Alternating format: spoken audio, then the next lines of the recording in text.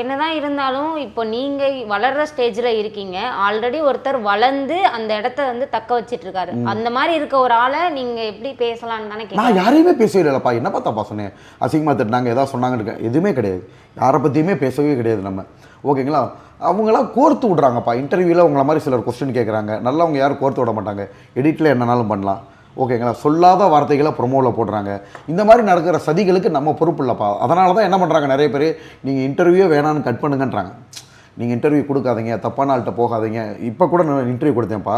இந்த பிரச்சனை நடந்தும் கலாட்டா சேனலில் பிரச்சனையாச்சு. அதே பிரச்சனை மாதிரி நேற்று ஒரு நபர் திருப்பி கிரியேட் பண்ணுறாரு. அவங்கள நம்பி தானே போகிறோம். வந்து கிட்டத்தட்ட 4-5 சேனல், மற்ற சேனல் அப்படி பிஹேவ் பண்ணல.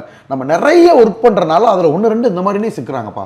பர்பஸ்ஃபுல்லாகவே கொஸ்டின் கேட்டு அவங்கள கோவப்படுத்தி டபுள் மீனிங்கில் கேட்குறது, அசிங்கமாக கேட்குறது, இந்த மாதிரி யூடியூப் சேனல்லாம் அப்புறம் என்னப்பா பண்ண சொல்கிறீங்க? அநாகரிகமாக நடக்கிறது, நீ வா போன் பேசுறது. முதல்ல அவர் பத்திரிக்கையாளர்னே சொல்லக்கூடாதுப்பா, தப்புப்பா. அவர் கேமராமேனு வந்திருக்காரு, அவர் ஒர்க்கை பாடுறாரு போகிறாரு, அது வேறு விஷயம். என்ன வந்து இப்படி அன்னெசரியாக கேள்வி. எனக்கு அவர் முதல்ல தெரியுமா? நீங்கள் நினச்சி பாருங்கள். எனக்கு அவருக்கும் பர்சனல் வஞ்சிஸா. ஃபஸ்ட்டு டைமாக நான் கமலா தேட்டருக்கு படம் பார்க்க போனேன். அதுவும் ஏதோ ஒரு படம் ப்ரிவியூ ஷோக்கு வர சொன்னனால தான் நான் போயிருந்தேன். படம் பார்க்க போகிறோம், படம் பார்த்துட்டு நம்ம வெளியில் வரோம். அவர் யாருன்னு கூட எனக்கு தெரியாது. ஃபஸ்ட்டு டைமாக வந்துட்டு இப்படின்றாரு, இப்படின்றாரு, நீன்றாரு, வான்றாரு, போன்றாரு.